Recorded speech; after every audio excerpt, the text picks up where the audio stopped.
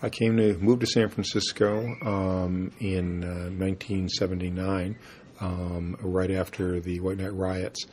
I owned a bookstore in San Francisco and saw the news accounts in the gay publications that a mysterious disease had been found among homosexuals. It's the CDC announcement that occurred in the summer of 1981.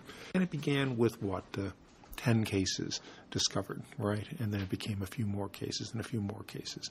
And it was like a very slow avalanche that overtook the community. Remember, the queer community of this time has maybe a dozen paid people anywhere in the United States. There's almost none.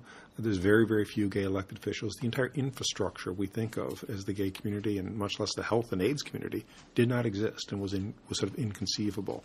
And for certainly the first few years, no one even knew what was causing it. It wasn't called HIV. It was called, gay cancer. It was called different things, Kaposi sarcoma. They didn't know what it was until finally they discovered, that HIV was the cause of AIDS.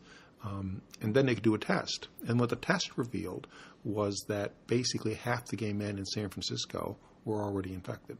So if you were walking down the street, if I was walking down the street in San Francisco in Castro Street in 1986, 87, many, many people, everyone I would meet would be impacted with HIV/AIDS. And people, if they were not there, in all likelihood, were not there because they were sick or had died. Because if you know a large number of people, and they're all in their 20s and 30s and early 40s, and suddenly the large numbers aren't there anymore, something's occurring to them. It's not that they're just, busy.